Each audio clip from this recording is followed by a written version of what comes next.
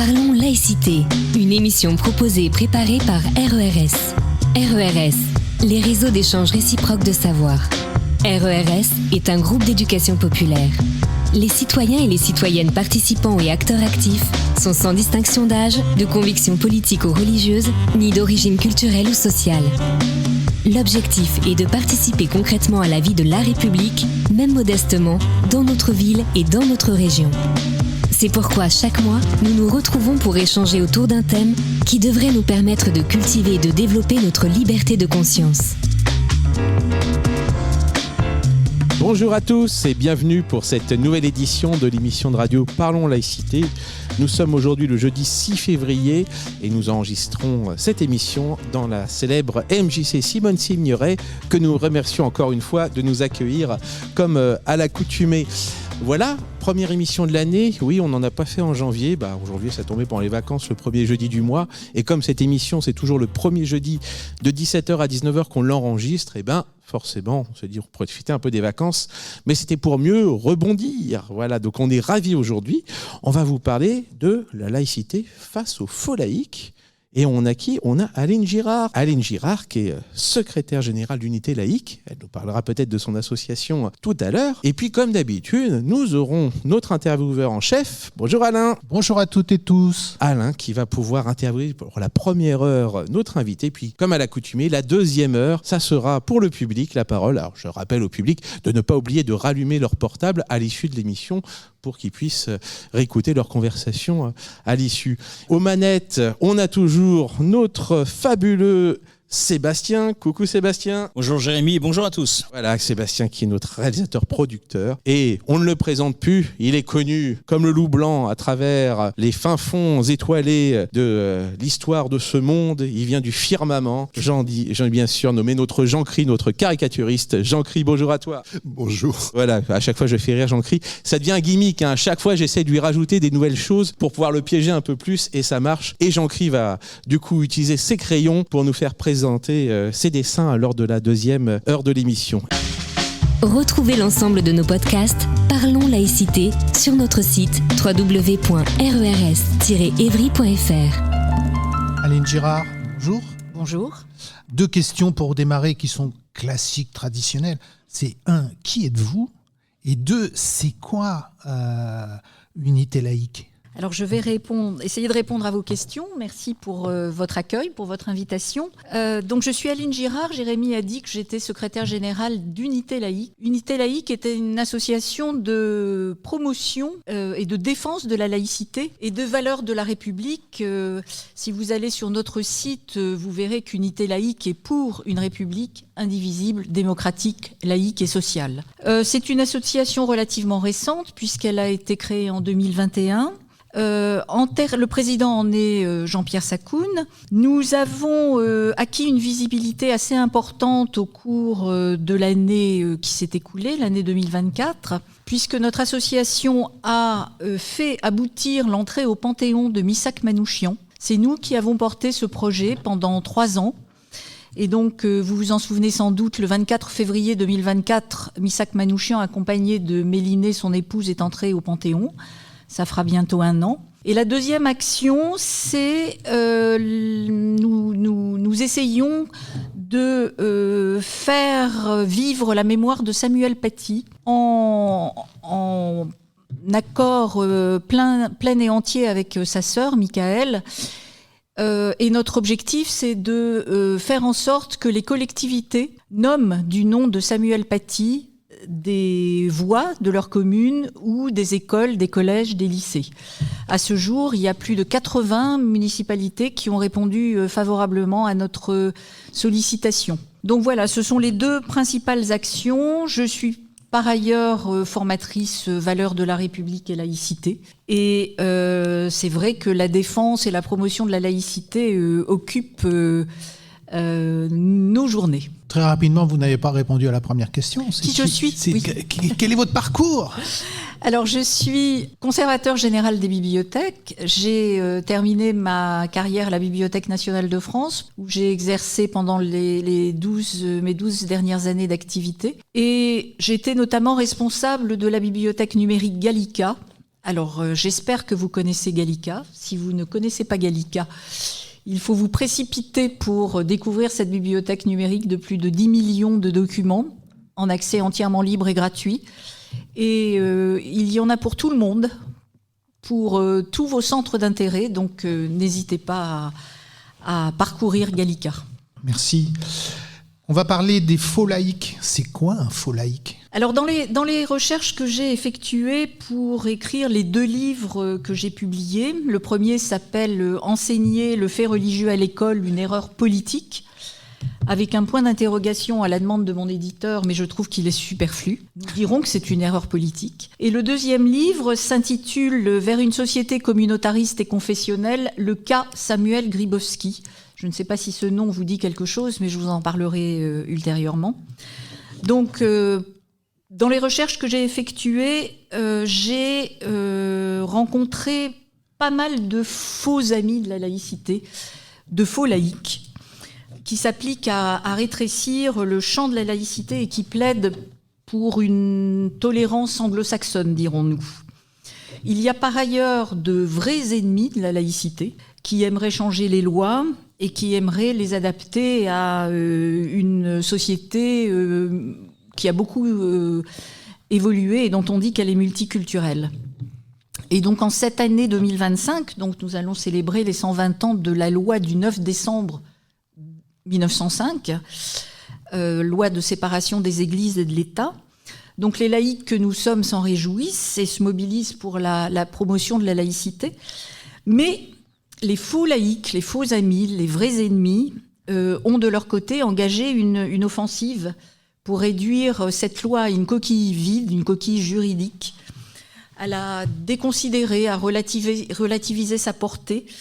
Et donc, dans la suite des actions qu'ils ont menées l'année dernière contre, au moment de l'anniversaire de la loi du 15 mars 2004 sur le port de signes ostensibles à l'école, ils ont commencé une offensive générale contre la laïcité. Des espions spécialistes de la désinformation. On peut dire ça. Donc en fait, les faux laïcs, j'en ai identifié un certain nombre. Je les ai regroupés en 5 grandes catégories. La première catégorie, je vais vous les énumérer et je reviendrai bien évidemment sur chacune d'entre elles. La première catégorie, je l'ai appelée les théoriciens de la fausse laïcité et leurs relais. Le second groupe, ce sont pour moi les infiltrés, c'est-à-dire ces associations interconvictionnelles qui vont à l'école et dans les entreprises parler de coexistence interreligieuse sous couvert de laïcité. Le troisième groupe, ce sont les défenseurs d'une société communautariste et confessionnelle ou interreligieuse, comme vous voulez. Le quatrième groupe, les représentants des cultes, qui ont pénétré l'école. Maintenant, on invite les représentants des cultes à parler aux élèves dans les écoles publiques. Ils ont pénétré l'école, ils ont pénétré la politique et ils coopèrent, entre guillemets, avec les collectivités territoriales. Et puis le dernier groupe de faux laïcs, c'est les représentants des cultes eux-mêmes, le clergé, qui donne sa propre définition de la laïcité et qui fait des conférences sur la laïcité dorénavant. Voilà, donc j'enchaîne sur le premier groupe, les théoriciens et leurs relais, et je vais vous parler de Jean Bobéro, de l'ex-observatoire de la laïcité, d'une association qui s'appelle la Vigie de la laïcité, et je m'attarderai quelques instants sur l'enseignement du fait religieux à l'école publique. Donc Jean Bobéro, j'imagine que ce nom est familier, et tout part de Jean Bobéro, si j'osais, je l'appellerais le pape de la laïcité. Il est cité abondamment dans toutes les bibliographies, et depuis les années 80, Jean Bobéro déconstruit la laïcité. À l'origine, c'est un historien et un sociologue des protestantismes. Il est aujourd'hui considéré comme le spécialiste de la laïcité en France et le fondateur de la sociologie de la laïcité. Il a été le premier titulaire d'une chaire créée spécialement pour lui, chaire d'histoire et de sociologie de la laïcité, dont il a été titulaire de 1991 à 2007 à l'École pratique des hautes études. Il a conseillé les politiques, Il a été la plume de François Mitterrand sur les questions d'éducation et de laïcité. Il est le référent des administrations et de l'éducation nationale. Parmi ces références, on peut citer son opposition à la loi de 2004, du 15 mars 2004. Il a été le seul membre de la commission Stasi, dont vous vous souviendrez peut-être, le seul membre de la commission Stasi à s'abstenir lors du vote final du rapport de la commission, qui a abouti donc au vote de la loi interdisant le port de signes religieux ostensibles à l'école. C'est le père d'une laïcité adjectivée.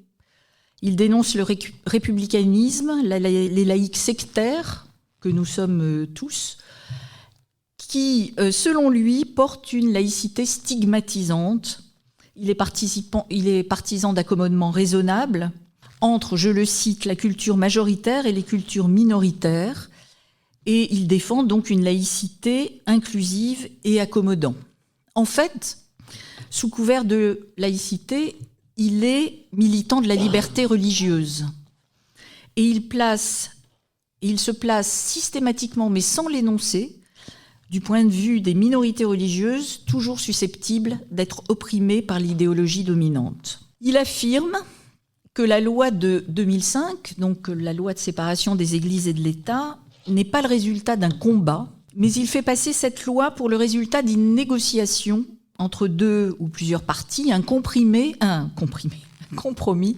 entre l'État et les églises, un prétendu pacte laïque. Or, on sait que cette loi est l'aboutissement d'une période extrêmement tendue au Parlement, avec des débats interminables qui ont opposé les tenants de la loi et les opposants à la loi. Donc ce n'est pas un pacte laïque, un compromis. Il voudrait engager une nouvelle négociation et obtenir des concessions réciproques entre l'État et les religions pour ce qu'il appelle un nouveau pacte laïque, analogue aux deux précédents que seraient selon lui le Concordat de 1801 et la séparation de 1905. Voilà, donc c'est un vrai faux laïque, mais il est considéré comme la référence absolue en termes de laïcité. Pour résumer, je dirais que Jean Bobéro, pour lui, la laïcité, c'est la neutralité de l'État et la liberté de religion. C'est sa traduction à lui du concept de liberté de culte. Il passe sous silence la liberté de conscience, qui est pourtant à l'origine de l'émancipation et de la libération des individus, c'est-à-dire la vraie liberté.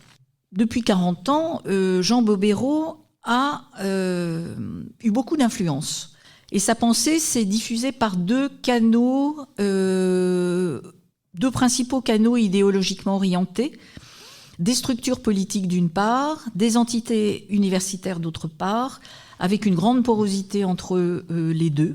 La principale structure politique, ça a été l'Observatoire de la laïcité. Observatoire de la laïcité qui a été créé en 2007 par Jacques Chirac, mais qui n'a été installé effectivement qu'à partir de 2013 par François Hollande.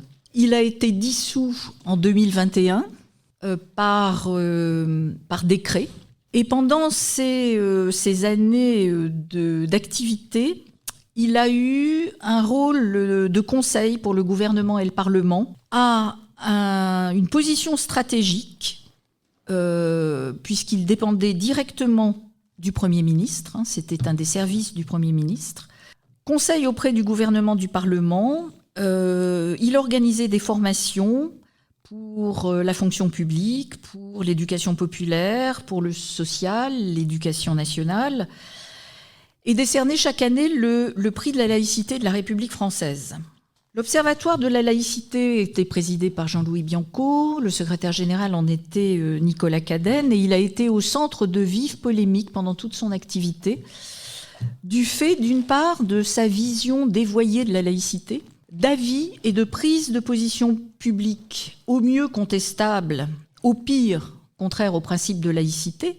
Je citerai par exemple l'appel « Nous sommes unis » du 15 novembre 2015, c'est-à-dire 2 jours après les attentats du Bataclan et des terrasses, où les signataires de l'appel appelaient à ne pas faire d'amalgame entre les islamistes et les musulmans. C'était, semble-t-il, pas la préoccupation principale des Français à 2 jours des attentats. Il a émis un avis aussi approuvant le port de signes religieux par les jeunes appelés du service national universel. Et puis il s'est livré à des attaques directes contre des laïcs, contre des personnalités laïques comme Elisabeth Badinter. Donc cet organisme stratégiquement placé a profité de sa position pour affaiblir le principe de laïcité et pour en dénaturer le contexte, pour entretenir la confusion au sein des administrations et des collectivités comme dans l'esprit des citoyens. Sans conteste, un des principaux relais de la laïcité adjectivée. Il a été remplacé dès 2021, c'est-à-dire dès qu'il a été dissous, par une association qui s'appelle la Vigie de la laïcité, avec les mêmes personnalités, les mêmes positions, moins influentes que l'Observatoire de la laïcité, mais qui néanmoins entretient ce discours anti-laïque qui a été, ou du moins de faux laïque, qui a été porté par l'Observatoire. Alors la structure académique dont je voudrais parler, c'est cette école pratique des hautes études qui regroupe en son sein une section des sciences religieuses et cette fameuse chaire d'histoire et de sociologie de la laïcité qu'a occupé Jean Bobéro et qui est occupée aujourd'hui par Philippe Portier. Cette école pratique des hautes études a verrouillé la question laïque dans l'enseignement supérieur pendant 20 ans, a verrouillé sur des bases qui sont celles de Jean Bobéro. C'est aujourd'hui par là que passent les avis sur la religion et la laïcité, parce qu'on se plaît à regrouper les deux. On se demande bien pourquoi. La laïcité n'a pas besoin des religions pour exister. Et donc, cette EPHE continue à exercer une position dominante et à véhiculer une conception de la laïcité qui est dévoyée. Voilà pour le premier groupe. Ce qui a permis à ce groupe aussi de véhiculer son idéologie, c'est l'instauration de l'enseignement du fait religieux à l'école publique, a résulté donc des conclusions du rapport de Régis Debray, qui date de 2002, qui plaidait en faveur de l'enseignement du fait religieux dans l'école laïque, alors que les programmes scolaires intégraient depuis toujours l'enseignement des religions comme fait de civilisation. Mais en fait, ce rapport a voulu introduire le fait religieux en tant que tel. La philosophe Catherine Kinsler, donc, que vous connaissez peut-être, a eu une phrase qui est pleine d'évidence. Vouloir introduire un enseignement qui existe déjà, c'est bizarre. C'est donc autre chose qu'il est question d'introduire pour donner un sens différent aux objets abordés. Et c'est autre chose, en effet. On est en présence d'un événement pédagogique tout à fait mineur, mais face à un événement idéologique majeur, l'introduction du fait religieux n'est pas une question scolaire, c'est une question politique. Je ne vais pas m'étendre sur cet aspect-là, mais je dirais simplement que cet enseignement du fait religieux a permis l'entrée de la question religieuse à l'école. C'est un enseignement qui est abordé en histoire, en éducation morale et civique, en lettres, etc.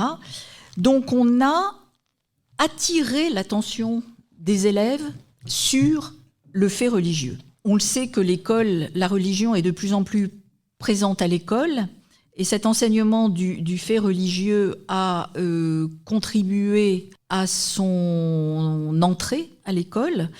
Il fait aujourd'hui l'objet d'un consensus, mais on a tort de considérer que l'enseignement du fait religieux va de soi. La religion est de plus en plus présente de la part de certains élèves qui contestent des enseignements, qui contestent certains éléments de la vie scolaire, etc.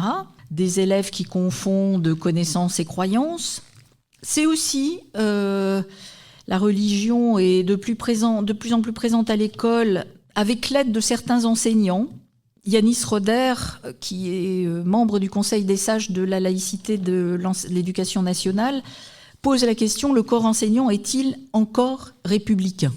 Et il identifie deux groupes anti-laïques, les jeunes enseignants d'une part, et d'autre part des enseignants militants politiques ou syndicaux qui militent au sein de l'école contre la laïcité. Et enfin, la religion est de plus en plus présente par le recours à des associations interconvictionnelles au sein de l'école, comme Coexister et Enquête. Que vous avez appelé les infiltrés. Exactement, les infiltrés, et je vais vous en dire quelques mots. L'enseignement du fait religieux devait être assuré par les enseignants eux-mêmes. Il a toujours été hors de question d'en faire une matière en soi. C'était un des éléments des programmes disciplinaires. Et il se trouve que cet enseignement est partiellement délégué au privé par le recours à des associations qu'on appelle interconfessionnelles. C'est en contradiction absolue avec les décisions officielles. Ces organismes sont donc des organismes aux positions religieuses affirmées. Elles ont Coexisté et Enquête. Je vais vous parler des deux brièvement. En tout cas, ces deux associations ont bénéficié de la protection maternante de l'Observatoire de la laïcité pendant qu'il était en activité. Donc, Coexister, est-ce que ce nom vous dit quelque chose ? Coexister, fondé par Samuel Grybowski en 2009, un jeune homme qui a eu le vent en poupe pendant de longues années, qui a un peu disparu de la scène médiatique depuis son échec retentissant à la primaire populaire de 2022. Je vais le citer pour commencer, pour que vous ayez une idée de l'individu. La laïcité qui n'est pas inclusive est une laïcité falsifiée, en l'occurrence un laïcisme. Et qu'est-ce que le laïcisme pour lui ? C'est le dogmatisme de la laïcité, comme l'islamisme et le dogmatisme de l'islam. Donc Coexister, c'est un mouvement de jeunesse interconfessionnel auquel l'éducation nationale fait appel pour parler de religion, de laïcité, de faits religieux aux élèves, principalement des collèges et des lycées. Et en fait, ils parlent de religion plus que de laïcité. Ils font passer le message suivant: la vraie laïcité, la bonne laïcité, c'est la coexistence pacifique des religions. C'est certes la neutralité de l'État, c'est la liberté de culte, mais la liberté de culte, c'est pas assez.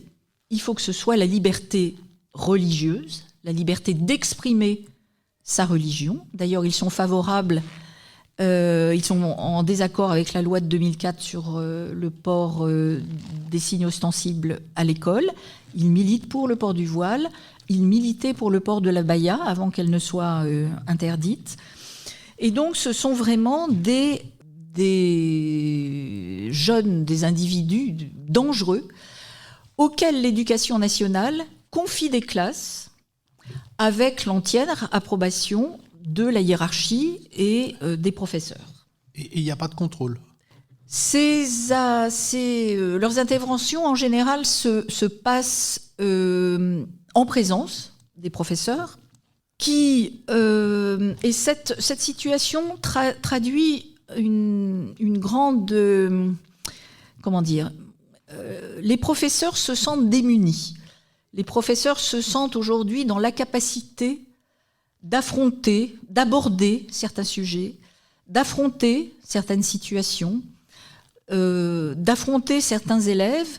Et finalement, ils font une sorte de pas de côté et ils préfèrent confier le sujet à des associations qui viennent à l'école dialoguer avec les élèves et qui se trouvent dans une situation totalement différente, bien évidemment, des professeurs eux-mêmes. C'est-à-dire, ils arrivent, ils discutent, ils repartent. Le sujet a été abordé l'abcès a été crevé, s'il y avait abcès à crever. Et en tout cas, c'est une aide pour les professeurs, mais c'est une aberration du point de vue de l'éducation nationale de faire venir ces associations interreligieuses au sein des écoles. Alors, Coexister intervient dans le secondaire. Il y a une autre association, c'est le clone de Coexister, qui est dirigé par quelqu'un qui est beaucoup plus discrète que Samuel Grybowski, qui s'appelle Marine Quenin. Et Enquête intervient dans le primaire. Enquête, donc comme une enquête, a été créée en 2010 sous le nom de Enquête. Enquête de quoi ? En fait, cette association veut permettre aux enfants de découvrir les religions. Alors aujourd'hui, elle prétend qu'elle fait la promotion de l'éducation à la laïcité par l'enseignement des faits religieux, mais bien sûr, c'est une fausse affirmation. Le but réel d'Enquête, c'est de promouvoir la pensée religieuse dans une démarche où la laïcité devient un vivre ensemble interreligieux. Et Enquête enseigne en utilisant des jeux pour les enfants de primaire, puisqu'on s'adresse aux 7-11 ans, des jeux où on parle beaucoup de religion et très peu de laïcité. Le plus connu de leur jeu s'appelle l'arbre à défis. L'éducation nationale en fait une large promotion sur Eduscol, sur Canopé, etc. Qu'est-ce que l'arbre à défis ? C'est un jeu de 73 fiches. Il y en a 4 sur la laïcité et 69 sur les grandes religions monothéistes. Donc en fait, pour qui s'intéresse de près aux objectifs de ces associations, on comprend très vite. La laïcité est réduite donc à ses aspects juridiques et à la liberté religieuse, et la notion de liberté de conscience, qui est pourtant au cœur de la loi de 1905, au cœur de la laïcité, n'est absolument pas explicitée. L'arbre à défis présente les croyances comme des faits historiquement validés. Et par exemple, et vous noterez l'usage de l'indicatif, Mahomet reçoit la parole de Dieu, ou c'est là que Dieu a donné à Moïse les 10 commandements, et bien sûr, la visite des lieux de culte est chaudement recommandée.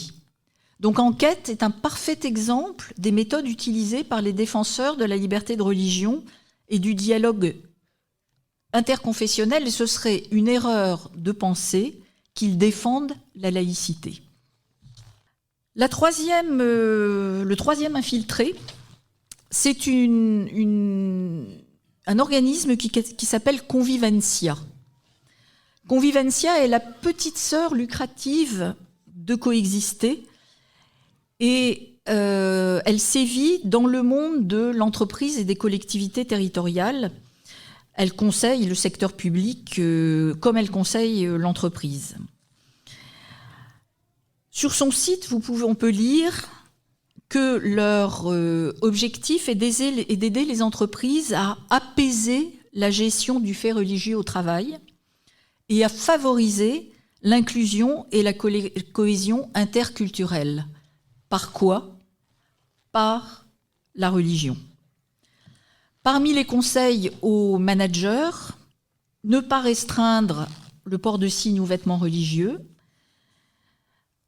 envisager la mise à disposition de salles de prière dans les entreprises, au nom du respect de l'autre, relativiser la portée de certains comportements, par exemple ceux des hommes à l'égard des femmes.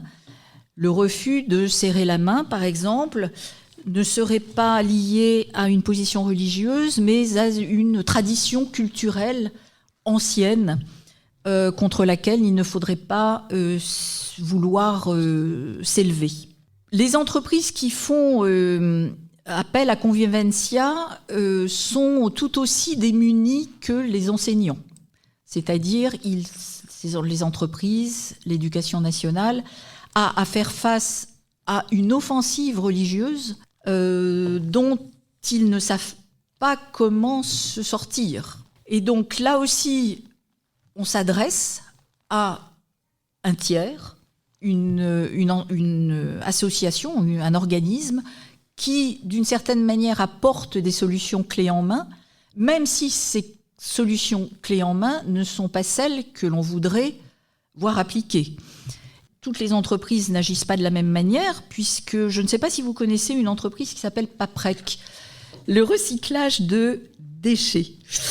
Paprec a fait approuver à l'unanimité de ses comités d'entreprise un règlement intérieur qui stipule que la laïcité en entreprise implique que les collaborateurs ont un devoir de neutralité et ils ne doivent pas manifester leurs convictions religieuses ou politiques dans l'exercice de leur travail. Tous les espaces de l'entreprise sont des espaces neutres, c'est précisé dans le règlement intérieur. C'est une autre façon de faire vivre le vivre ensemble, mais malheureusement, Convivencia, ce faux ami de la laïcité, diffuse au sein des entreprises et des collectivités un autre son de cloche. Et d'ailleurs, il y a 2 ans, ce qui est grave quand même, c'est que la Gazette des communes a confié à Convivencia son numéro spécial sur la laïcité. Donc c'était le second groupe, ces infiltrés. Il y en a d'autres comme ça ils sont nombreux? Alors ce sont les principaux, ceux qui existent sur le devant de la scène. Je pense qu'il y en avoir d'autres, mais ceux-là ont été rendus très visibles par le soutien de l'Observatoire de la laïcité. Ils ont reçu des subventions considérables de l'État pour former, donc pour intervenir dans les écoles, parce que ce sont des organismes de formation, et comme vous le savez peut-être, c'est quand on est un organisme de formation qu'il est le plus facile d'obtenir des subventions. Donc ce ne sont sans doute pas les seuls, mais ce sont les principaux. Le troisième groupe que j'avais identifié, c'est ceux que j'ai appelés les défenseurs d'une société communautariste et confessionnelle. Quand j'ai travaillé pour mes recherches, j'ai pu voir à quel point j'ai pu voir l'ampleur et la profondeur de l'influence religieuse communautariste en France. Et cette influence dévoile la stratégie d'un soft power omniprésent. Et l'objectif de l'offensive en cours est clair. Il s'agit de faire triompher le modèle américain de société et, parallèlement, de démoder le modèle républicain, laïque et social français pour le liquider. Samuel Grybowski, que j'ai déjà cité, disait qu'il fallait tuer l'universalisme, idéologie et système de pensée totalisant et dogmatique. Je suppose qu'il ne serait venu à l'esprit de personne d'associer ces qualificatifs au terme d'universalisme, totalisant et dogmatique. Mais bon. Donc en fait, je me suis plongée au cœur de l'influence du soft power américain qui m'a permis d'identifier des réseaux, des soutiens, des financements, des acteurs et des méthodes. Et par le biais d'ONG, par le biais de groupes de pression, d'organisations philanthropiques essentiellement, dotées de financements privés absolument considérables, s'est installé de manière douce, très loin de la brutalité de la stratégie du choc dont parlait Naomi Klein, un nouvel ordre du monde et un nouveau modèle de société.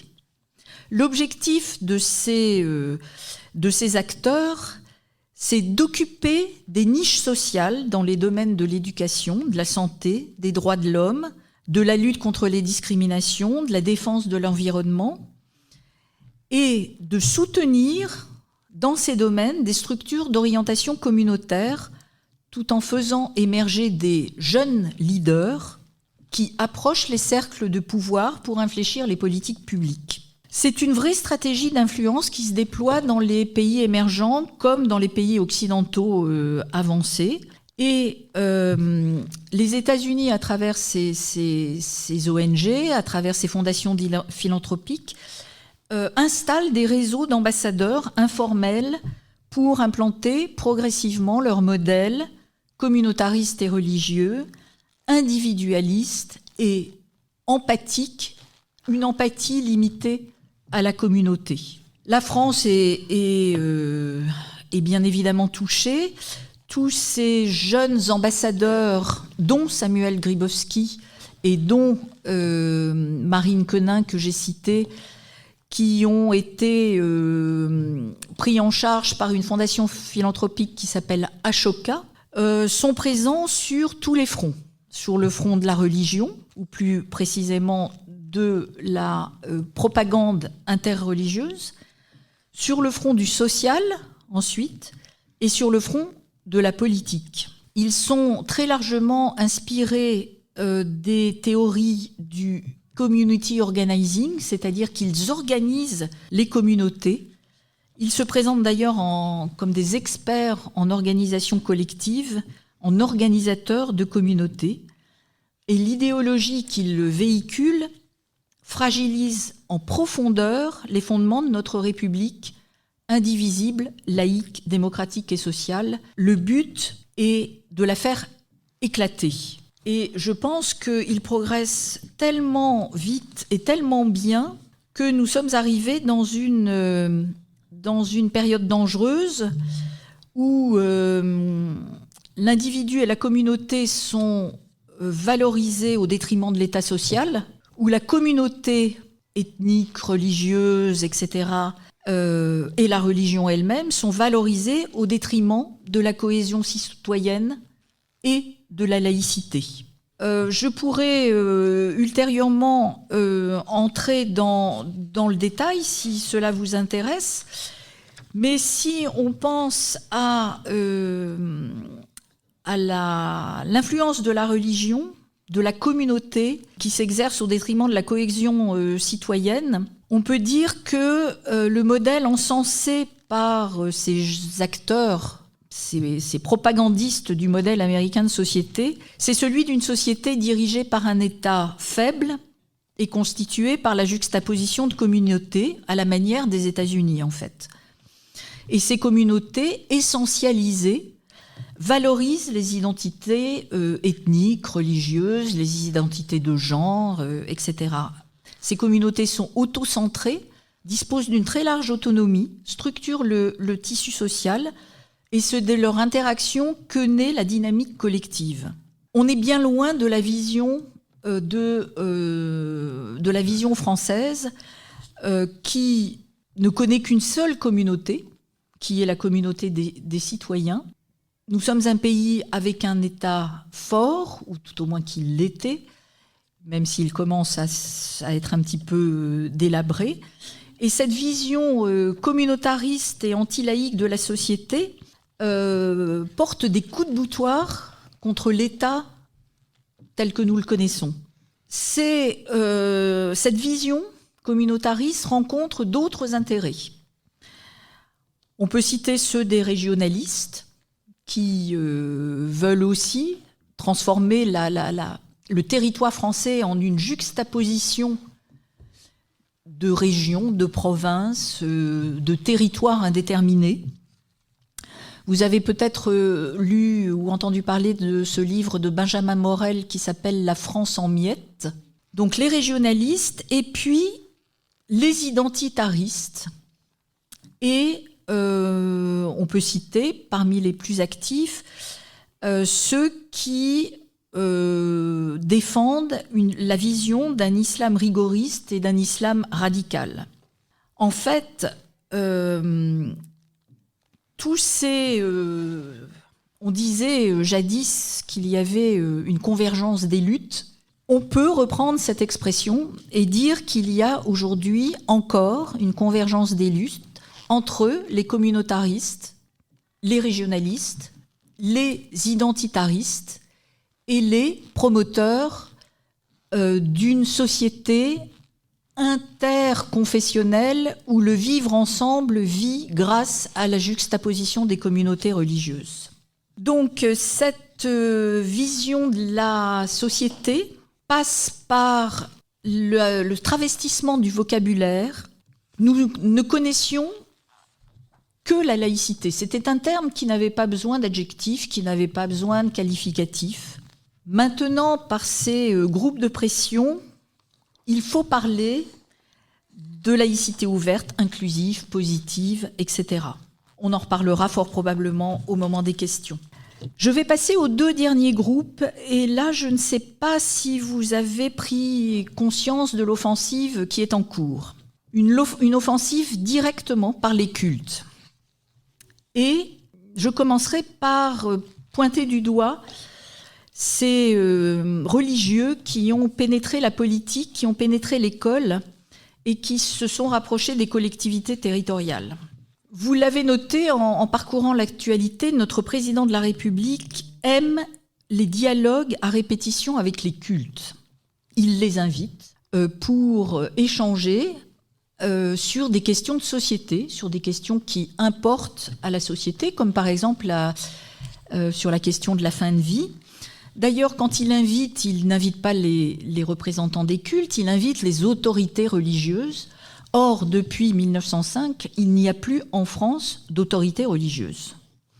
En tout cas, ces rencontres, ces dialogues légitiment la parole des religions, délégitiment celle des représentants du peuple, et ça galvanise les cultes.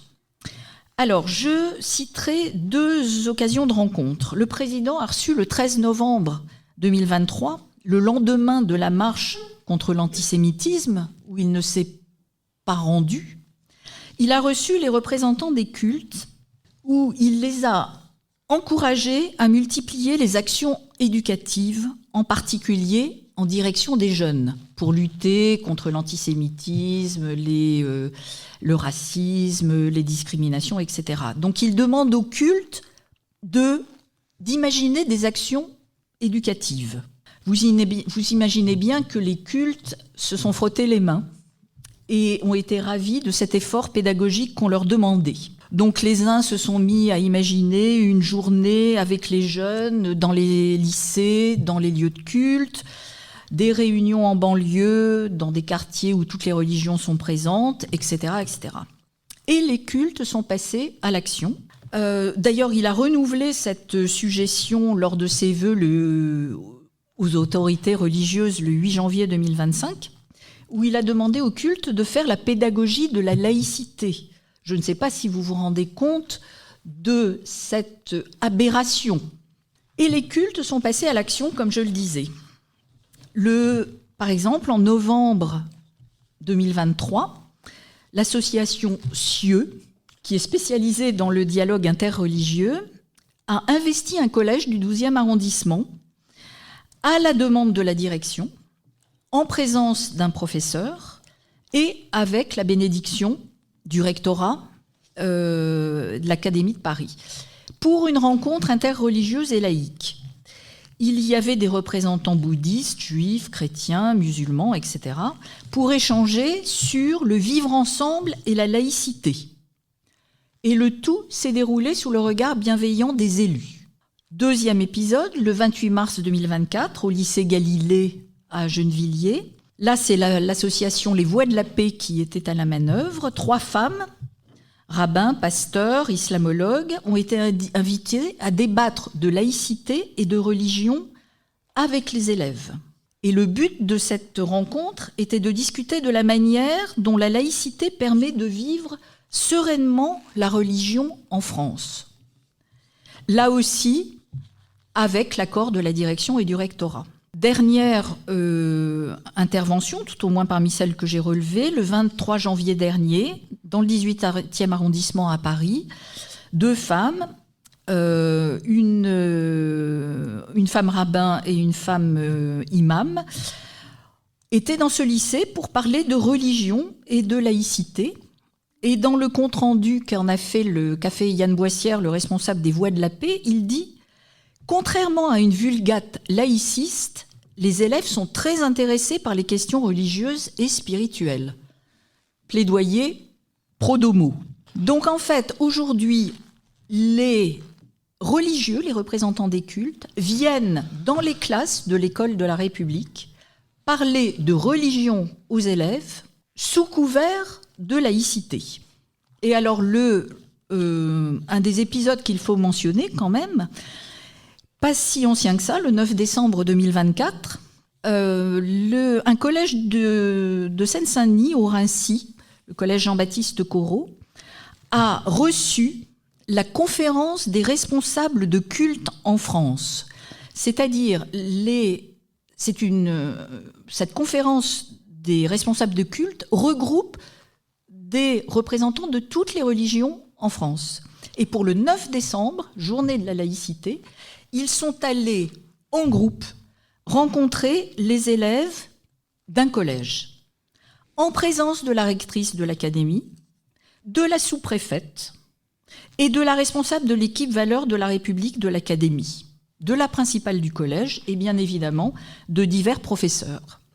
Et ils ont présenté, les représentants des cultes ont présenté aux élèves leur vision de la laïcité. Alors les collectivités territoriales sont touchées, elles aussi. Je citerai rapidement Chambéry, qui a créé un conseil de la laïcité, avec un collège incluant tous les cultes présents sur le territoire, y compris les témoins de Jéhovah. Le conseil de la laïcité de Toulouse, instance consultative, où là aussi, il y a des représentants des différents cultes. Et Nancy, la ville de Nancy, pour le 9 décembre, la municipalité de Nancy propose une visite des lieux de culte pour comprendre les religions. Je termine, mon temps est presque écoulé, avec je voudrais évoquer devant vous ce qui me semble le comble de toute notre affaire. Le clergé donne aujourd'hui sa propre définition de la laïcité et fait des conférences sur la laïcité. Vous vous souvenez que le pape a visité la Corse, et non pas la France, le 15 décembre 2024. Et le pape a pris la parole.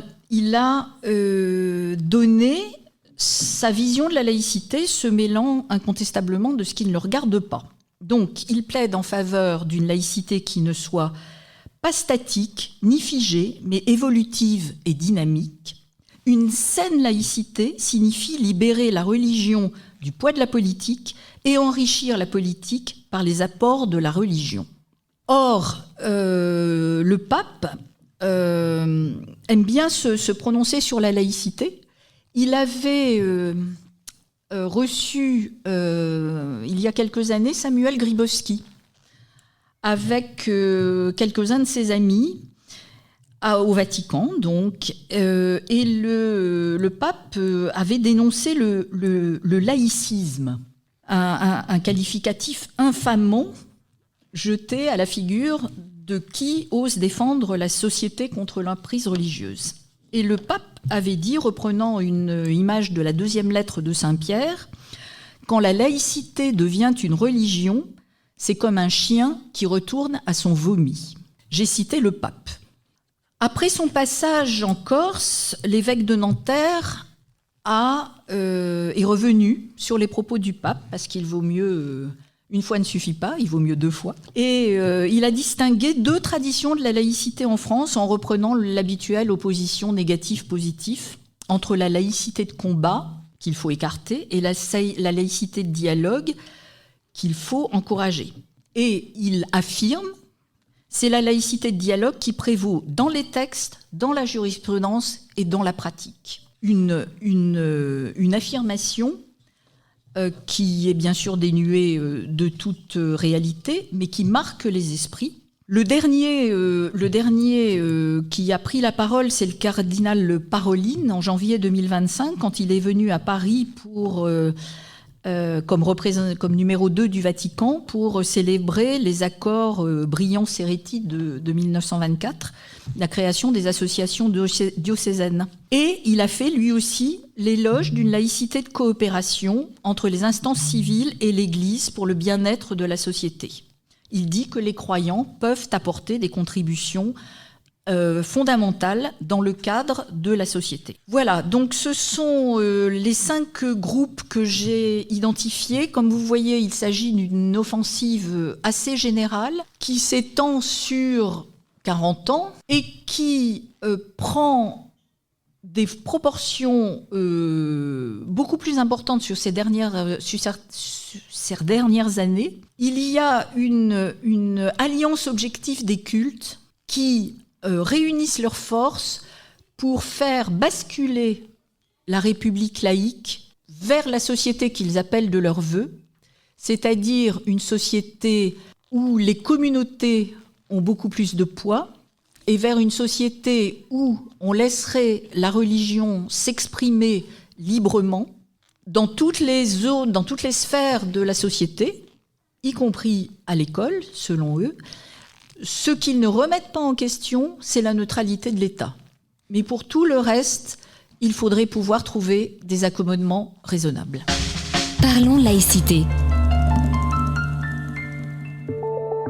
RERS Évry-Centre-Essonne propose une formation valeurs de la République et laïcité. Dans un contexte social et politique marqué par les tensions et les crispations autour du fait religieux, RERS Évry-Centre-Essonne propose une formation valeurs de la République et laïcité. Dans un contexte social et politique marqué par les tensions et les crispations autour du fait religieux, la laïcité est souvent mal comprise. La formation valeurs et République de la laïcité a été conçue pour permettre aux stagiaires de contribuer à promouvoir la concorde universelle et partager les valeurs de la République au quotidien. La formation valeurs de la République et laïcité permet aux agents publics, aux professionnels et aux bénévoles associatifs d'être au clair avec le principe de laïcité, de mieux comprendre comment l'appliquer et l'expliquer dans l'exercice de leur métier. Cette formation est reconnue par le contrat d'engagement républicain. Son coût est pris intégralement en charge par l'État. Pour en savoir plus et connaître le calendrier des sessions à venir, contactez RERS au 09 79 73 45 77.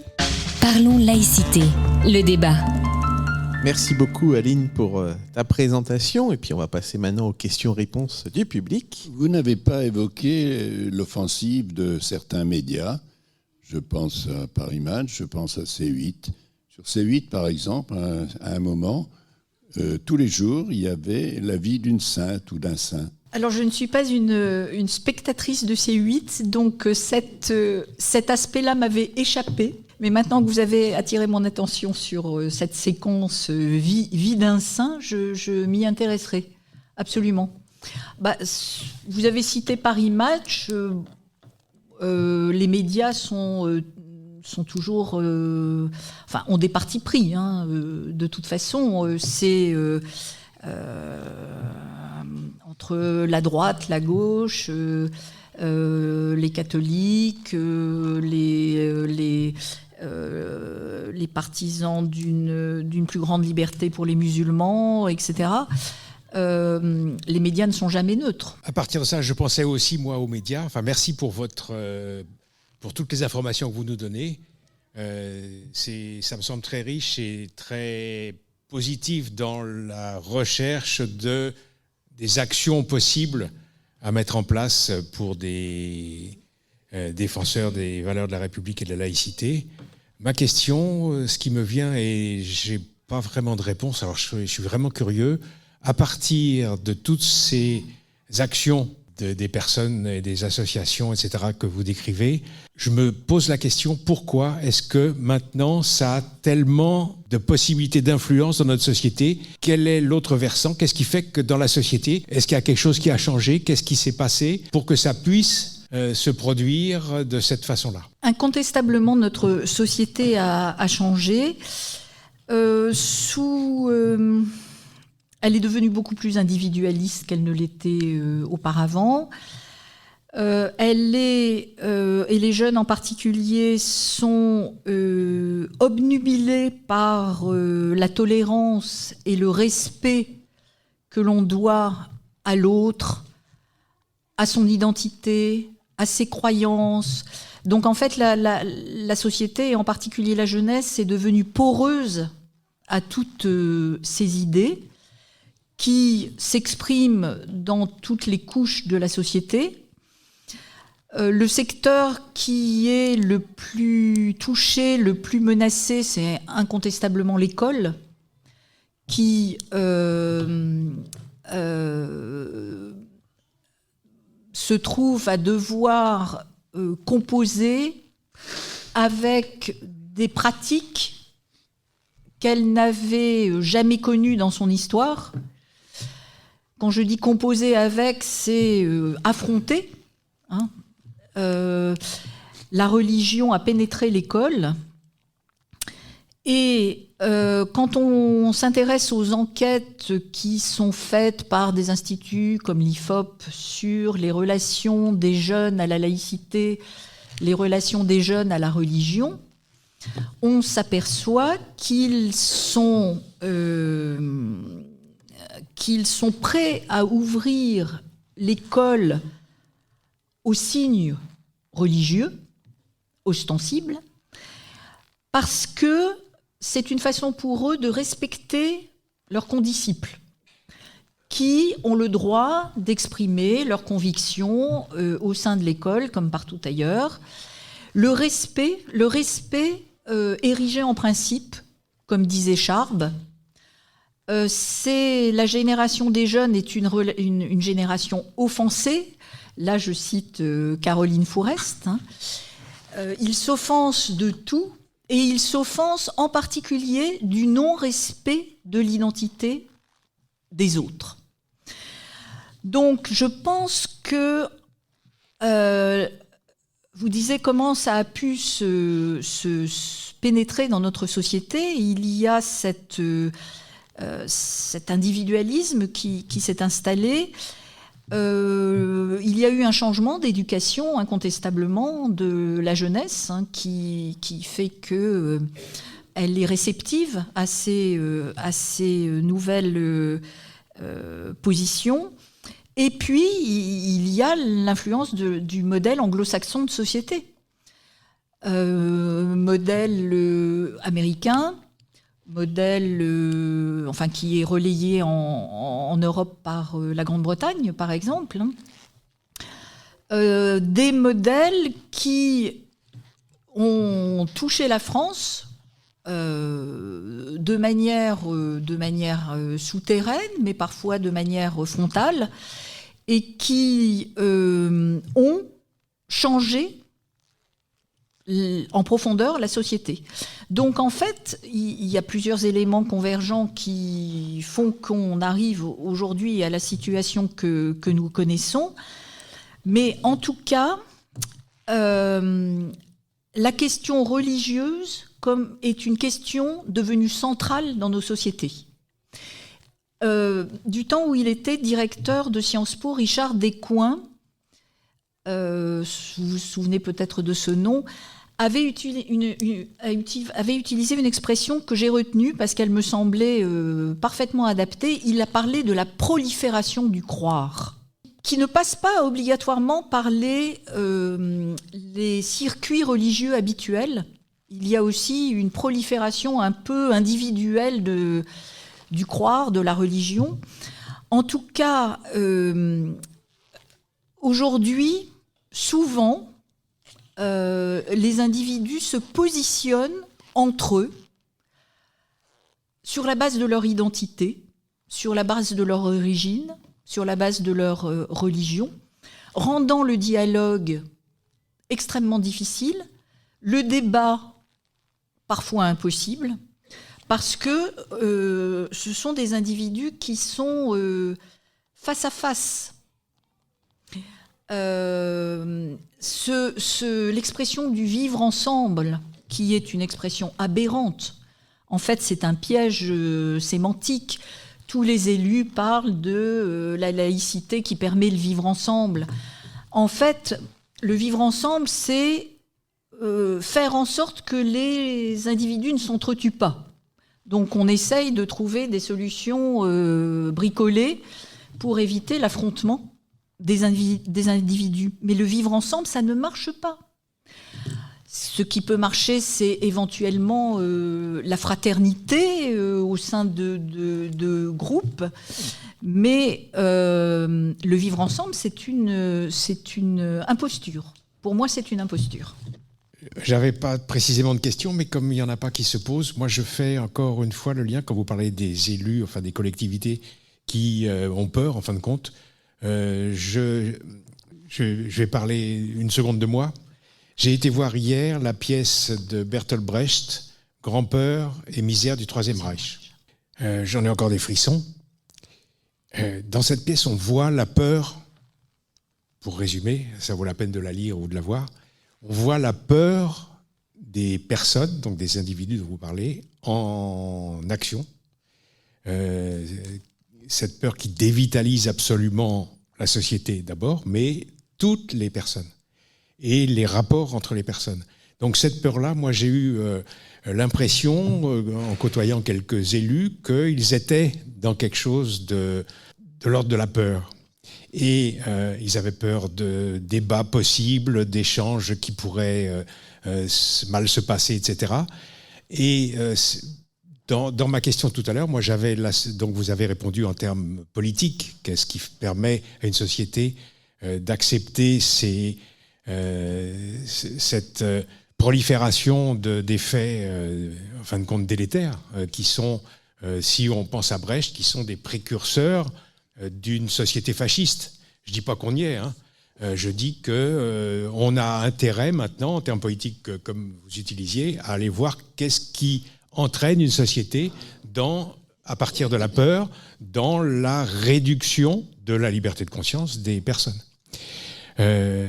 Donc, c'est pas vraiment une question, mais mon sentiment, j'aurais envie de partager ça, c'est en termes de personnes. Là, tout à l'heure, on parlait d'institutions. En termes de personnes, qu'est-ce qu'on peut mettre en place pour, en parlant, faire que ça fonctionne? Parce que moi, j'ai parlé avec un ami breton qui m'a traité de laïcard. Je parle avec des personnes qui regardent gentiment France Info, et puis de temps en temps, les fameux C8 et compagnie, même BFM, et qui me disent des choses qui me font penser que c'est établi. Alors, c'est pas les gens n'ont pas tous peur, mais il est établi quelque chose qui fait qu'on s'empêche de dire. Et donc, pour moi, le mouvement souterrain individuel, c'est que on s'empêcherait, je fais ça en hypothèse, j'espère que non, on s'empêcherait de dire les choses.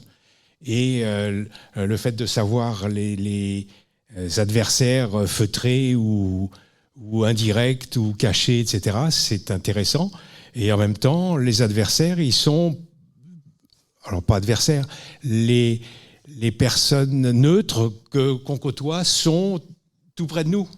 On est enfin entouré de personnes neutres qui demandent à ce que on ne juge pas, par exemple, les éléments religieux comme des possibilités de prise de pouvoir politique par la suite.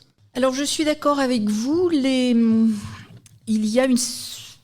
On peut utiliser le terme peur, en tout cas une inquiétude très largement partagée parmi les élus, parmi les enseignants. D'ailleurs, vous avez peut-être en mémoire le titre d'un des derniers livres de Jean-Pierre Aubin, « Les profs ont peur ». Je pense qu'il y a eu un sursaut au cours des années les plus récentes. L'État, la puissance publique a pris conscience du danger qui menaçait notre société et a mis en place un certain nombre de mesures qui, je pense, vont avoir un effet sur le long terme. Alors, il y a ces formations valeurs de la République, laïcité, qui occupe ici un certain nombre d'entre nous. C'est un dispositif qui n'est pas parfait, mais qui a le mérite d'exister. On préférerait que parfois ce soit un petit peu plus laïque tout court et un petit peu moins laïque adjectivé. Mais enfin bon, ça a le mérite d'exister. C'est un dispositif qui a remis la question des valeurs de la République et de la laïcité au cœur de la préoccupation de certains. Il y a les administrations qui sont tenues de former leur personnel à la laïcité. Tous les ministères ont engagé des actions plus ou moins approfondies, plus ou moins longues, pour sensibiliser leur personnel, les fonctionnaires, à la laïcité. Il y a aussi ce plan d'action qui est mis en œuvre dans l'éducation nationale depuis la décision de Jean-Michel Blanquer en 2021, je crois, qui destiné à former les personnels donc des établissements scolaires, pas seulement les enseignants, mais les personnels administratifs, les personnels psychopédagogiques, etc., de les sensibiliser aux valeurs de la République et de la laïcité. Aujourd'hui, au bout d'un peu plus de 3 ans, il y a 700 000 personnes de l'éducation nationale qui ont été formées. Et je connais très bien ce dispositif puisque ma fille est professeure d'histoire géo et elle fait partie de ces 1000 enseignants qui, au sein qui rectorat par rectorat, engagent des formations de leurs collègues. Alors c'est des formations sur des demi-journées en général, mais les retours qu'elle en a avec ses collègues, puisqu'ils fonctionnent toujours par binôme, c'est que les enseignants les remercient de clarifier les choses pour eux, les remercient de les armer pour affronter certaines situations. Je pense alors dans les enseignants ou les personnels formés, il y a toujours l'anti-laïque de service qui fait plus ou moins de bruit dans le groupe, qui fait partie de ces enseignants, enfin, ou de ces personnels idéologiquement orientés, militants, etc. Donc, entre les formations valeurs de la République, l'obligation de formation des fonctionnaires, les formations au sein de l'éducation nationale, je pense qu'il y a un mouvement qui s'est enclenché. Alors, aujourd'hui, on n'est pas arrivé à un stade où c'est suffisant pour contrarier les mouvements qui se sont installés depuis plusieurs années. Mais, quand même, il y a un frémissement. Cette année, comme je le disais au début, c'est les 120 ans de la loi de 1905. Donc, certes, les ennemis de la laïcité vont en profiter pour accentuer leur offensive, mais les laïcs vont en profiter aussi pour faire apparaître à quel point la laïcité est une chance pour ceux qui vivent dans des pays laïques. L'émancipation, la liberté de conscience, la liberté de culte, tous ces anti-laïcs feraient bien d'aller discuter avec les Iraniennes, avec les Afghanes ou avec quelques autres populations opprimées par la religion dans des théocraties ou non. Donc j'espère que c'est un début. Les ennemis, les faux laïcs sont très forts. Ils ont des relais académiques, des relais politiques. Ce sont les champions pour le travestissement du vocabulaire. Ils ont fait passer cette idée que la laïcité en soi n'existe pas. C'est toujours une laïcité accommodée. Alors vous connaissez la litanie des adjectifs inclusive, bienveillante, positive, multiculturelle, etc., etc. Dernièrement, ils sont passés à ils ont fait une petite révolution sémantique, ils ont laissé tomber les adjectifs pour accompagner le terme laïcité d'un complément de nom. C'est d'ailleurs comme ça que le pape s'est prononcé. La laïcité de dialogue, la laïcité de coopération, la laïcité d'intelligence, etc. Donc en fait, on finit par plus accorder d'importance au terme laïcité. Ce qui compte, c'est le dialogue, c'est l'intelligence, c'est la coopération. Et bien évidemment, quand ils parlent de ça, c'est-à-dire les laïcs, eux étant les laïcs, les bons laïcs, tous les mauvais laïcs pratiquent une laïcité de contrainte, une laïcité excluante, une laïcité de rejet, etc., etc. En fait, il y a subliminalement, ils font passer un certain nombre d'idées. Et c'est vrai que quand on a l'occasion de discuter avec certaines de nos connaissances, certains de nos amis, ils n'hésitent plus à utiliser le terme de laïcard, le terme de laïciste. Vous savez que ce sont des termes qui viennent d'une époque sur laquelle il y avait beaucoup de choses à dire. C'est pas Maurras qui a inventé le terme de laïcard, mais c'est lui qui l'a diffusé, largement diffusé. Donc il faut que nous luttions, nous aussi, sur les mêmes terrains.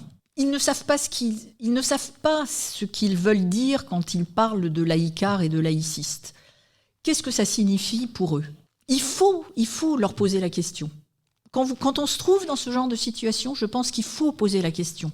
Mais si je suis un laïcard, qu'est-ce que je suis ? Dites-le moi. Je pense que c'est intéressant d'aller au-delà du terme de façon à qu'ils expriment ce qu'ils ont derrière la tête, parce qu'à partir du moment où c'est exprimé, on peut intervenir. Le terme est tellement stigmatisant qu'il nous paralyse un petit peu. Alors, il y a beaucoup d'attaques que tu nous as présentées dans les 5 catégories que tu nous as exposées, Aline. Et à un moment donné, c'est que fait le camp laïque face à ça ? Qu'est-ce que tu penses que devrait faire le camp laïque pour lutter contre ces faux laïcs, finalement ? Qu'est-ce qu'on pourrait mettre en place ? Qu'est-ce qui est déjà mis en place ? Alors, tu as cité quelques pistes, mais est-ce que tu en as d'autres ? Alors, le camp laïque, hélas, est extrêmement divisé. Il est éclaté en de multiples associations laïques qui peinent à se regrouper au sein du collectif laïque national. Il est éclaté et il n'a pas encore fait sa révolution mentale. Et il ne se place pas sur le même terrain que les adversaires de la laïcité. Une des raisons pour laquelle nous nous trouvons dans cette situation, c'est incontestablement le manque de moyens des laïcs. Il est très difficile pour les associations laïques d'obtenir des financements. En fait, dans la plupart des associations, les membres, les responsables ont des difficultés pour obtenir des subventions. Beaucoup de ces associations ne vivent que sur les adhésions de leurs membres. Donc, manque de moyens. Il y a des grosses associations qui continuent à obtenir des subventions abondantes, comme par exemple la Ligue de l'enseignement. Mais est-ce que la Ligue de l'enseignement est encore dans le camp laïque ? C'est une question qu'il faut se poser, comme il faut se poser cette question avec la Ligue des droits de l'homme ou la Fédération nationale de la libre pensée, etc. Donc des difficultés à trouver des financements, manque de moyens, mais aussi faiblesse dans le domaine de la communication. On sait que les médias ne sont pas favorables aux laïcs. Ils préfèrent inviter ceux qui défendent les accommodements raisonnables. Donc les médias ne sont pas avec nous. Une absence de pratique de la communication efficace, moderne. Il y a une question de génération, il y a une question de pratique du numérique, de pratique de l'Internet, de maîtrise des réseaux sociaux, etc. Mais ce sont des outils, ce sont des canaux. Il faut un discours. Il faut un nouveau discours. C'est-à-dire, il faut rendre la laïcité désirable. La laïcité, c'est l'émancipation. Je trouve que c'est une erreur de dire que la laïcité, c'est la liberté. Parce que la liberté, c'est la liberté des individus. Ma liberté vaut ta liberté. Et surtout, ne t'imagine pas empiéter sur ma propre liberté, etc. La laïcité, c'est l'émancipation des individus. C'est la libération des esprits. On a bien le sentiment, en voyant les jeunes aujourd'hui, qu'ils n'ont pas envie d'être libres, qu'ils ont envie d'être comme les autres. Alors, quand on était jeune, on était un peu dans le même état d'esprit, c'est-à-dire il fallait un peu s'aligner sur les pratiques du groupe. Mais c'était une époque où les individus étaient libres dans leur tête. Aujourd'hui, ils ne sont plus libres dans leur tête, les jeunes.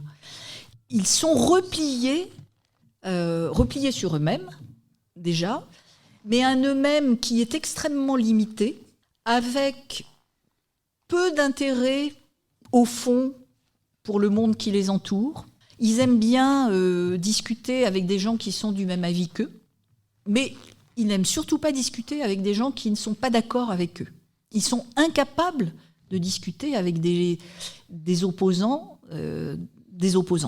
Donc, les laïcs ont beaucoup de chemin à faire. Les moyens ne suffiront pas, mais ils sont indispensables. Et il faut faire une révolution dans notre tête de laïcs. Il faut passer à l'action. Il faut, nous aussi, devenir offensifs. Alors, c'est plus facile à dire qu'à faire, mais il faut si possible, militer dans des associations laïques. Il faut aller à la rencontre des jeunes. Je sais qu'avec notre association, nous allons souvent dans des lycées, surtout des lycées d'ailleurs. Les collèges, c'est un peu jeune, pour parler de laïcité. Alors on essaye de ne pas faire de grands exposés sur l'histoire de la laïcité, mais des quiz, des questions marrantes, des cas pratiques, etc. Et en fait, quand on discute avec eux, on sent une vraie ouverture, sauf ceux qui sont carrément fermés, qui se sont séparés du groupe. Et il y a... on était dans un grand lycée pour le 9 décembre de l'année dernière, pour la deuxième année de suite. Et l'année dernière, on avait eu fort à faire avec des jeunes filles musulmanes qui défendaient le port de l'abaya, qui s'offusquaient l'interdiction du voile, etc., sur un mode plutôt revendicatif. Cette année, c'était totalement différent. Il n'y avait pas de contradiction. Des questions d'élèves intéressés par ce que nous disions, mais pas d'opposition. Et en discutant après avec la proviseure et les professeurs qui nous avaient demandé d'intervenir, ils nous disaient qu'ils étaient inquiets parce qu'ils observaient depuis quelques années un retrait des jeunes musulmans. C'est-à-dire ils se retirent de la vie scolaire. Ils ne participent plus aux sorties scolaires, aux voyages scolaires, au bal du lycée. Par exemple, certains d'entre eux demandent à ce que leurs photos soient retirées de cette plateforme qui s'appelle Pronote, qui est une plateforme qui sert aux professeurs et aux élèves, plateforme de travail. Ils demandent que leurs photos soient retirées. Donc en fait, il y a un séparatisme qui s'est installé, de fait. Ils ne sont plus dans la revendication, ils sont dans la vie à côté. Et je trouve que c'est extrêmement inquiétant parce que c'est une stratégie mise en place par un certain nombre d'influenceurs. Hein. Et je trouve que c'est finalement plus dangereux que la première phase où il était possible d'engager la discussion malgré tout. Là, il n'y a plus personne en face. Et je ne sais pas ce que ça va donner plus tard. Donc tu nous as parlé, par exemple, de Grybowski. Je n'arrive jamais à prononcer son nom. C'est Samuel Grybowski. Grybowski, voilà. De Enquête, de Conventia. Tout ça. Bon. Eux, ils arrivent à trouver des financements, finalement. Mais comment ils se financent, finalement ? Qu'est-ce que ils ont pu mettre comme argument en place pour dire... OK, on prend l'argent. Et puis même des fondations privées, c'est ce que tu nous disais. Oui. Comment ils arrivent comme ça, eux, ce que le camp laïque a du mal à faire ? Alors, je l'ai dit, ils ont été très protégés par l'Observatoire de la laïcité, qui leur a ouvert les portes des ministères, de l'éducation nationale, etc. Ces grosses machines ont du mal à changer de cap. Et à partir du moment où une association a été recommandée pour intervenir sur les questions de laïcité et de faits religieux, on leur fait confiance. Même si, il faut le savoir, l'éducation nationale a retiré son agrément à coexister pendant quelques années avant de lui redonner son agrément. Donc, à partir du moment où on a le tampon bon pour le service, les financements pleuvent. Ce d'autant qu'ils se sont vus attribuer divers prix de la République française, etc. Donc des financements publics, des ministères, de l'éducation nationale en particulier, des financements des collectivités territoriales, des financements privés d'un certain nombre de fondations, américaines ou autres. Tout cela fait qu'ils n'ont pas de problème de moyens. Mais c'est parce qu'ils, d'une certaine manière, c'est parce qu'ils n'ont pas encore été démasqués. Je m'y emploie, inlassablement, pour essayer de faire comprendre que derrière, que ce sont vraiment des faux amis de la laïcité et qu'on met les enfants dans une position d'être... Enfin, ce sont des êtres religieux, les enfants, quand ils sont entre les mains de ces associations. Ils vont vous dire que la laïcité, bien sûr, c'est la liberté de croire et de ne pas croire, mais pour eux, c'est surtout la liberté de croire. Je vous avais dit que dans le jeu L'Arbre à défi, il y avait 4 fiches sur la laïcité et 69 sur les religions monothéistes. D'ailleurs, à propos de liberté de croire et ne pas croire, vous avez sans doute remarqué qu'aujourd'hui, tout le monde, à commencer par le président de la République, définit la laïcité comme la liberté de croire et de ne pas croire. Et donc que la laïcité se situe par rapport à la religion. La laïcité, c'est un creux par rapport à la religion. Et je trouve que utiliser cette formule, liberté de croire et de ne pas croire, c'est un des éléments qui mène tout le monde sur la voie de la laïcité accommodante. Ça, vous y prêterez peut-être attention dorénavant, mais les élus, les politiques, les présidents d'associations, tout le monde dit la laïcité, c'est la liberté de croire et de ne pas croire. Non, c'est pas ça. Mais c'est le discours dominant qui est passé, c'est le discours qui est relayé par les médias. Parlons laïcité. Une émission proposée et préparée par RERS, les réseaux d'échange réciproque de savoir. On le rappelle, du coup, la laïcité, c'est la liberté de conscience et c'est avant tout la liberté de conscience qui est une liberté absolue. Faut le dire. Faut le dire pourquoi ? Puisque on est libre de penser et de croire absolument ce qu'on veut, effectivement. On ne peut pas être dans notre tête pour nous empêcher, alors que toutes les autres libertés sont des libertés relatives. J'ai le droit de circuler, mais si le feu est rouge, je dois m'arrêter. C'est une liberté relative, elle a des limites pour pouvoir fonctionner. J'ai la liberté d'expression, j'ai le droit de m'exprimer, mais je n'ai pas le droit d'avoir des propos discriminatoires envers quelqu'un. Donc c'est pas aussi pareil, liberté relative, elle a des limites pour pouvoir fonctionner. Seule la liberté de conscience est absolue. Et elle est garantie par la loi de 9 décembre 1905, première phrase, la République assure la liberté de conscience. Point. Et ce point n'est pas qu'un geste de ponctuation pour dire que la phrase est finie. Non, c'est parce que c'est ça la laïcité. C'est la liberté de conscience. Et que le reste, c'est le découlement. Pour qu'il y ait liberté de conscience, il faut la séparation des cultes et de l'État, etc., etc. Donc, on va regarder maintenant un petit peu notre griffonneur adoré, qui a été sûrement très inspiré par tous ces dessins. Et voyons voir, mon très cher Jean-Cry, qu'est-ce que tu nous as concocté ? Alors, c'est très inspirant. C'est très inspirant. C'est même carrément affolant de voir ces infiltrations des religions. Et on se demande, est-ce que c'est de la bêtise ou c'est du machiavélisme ou de l'inculture crasse d'ailleurs, parce que des fois il y en a qui sont totalement incultes et c'est plutôt affligeant de voir qu'ils ne voient pas plus loin que le bout de leur nez et surtout ils ne voient pas le coup d'après. Donc dans une espèce de bien-pensance un peu stupide, on tolère absolument n'importe quoi en disant que ça va passer, puis ça s'augmente, ça s'augmente, ça s'augmente. C'est comme l'extrême droite, ça. Faut pas mettre le petit doigt.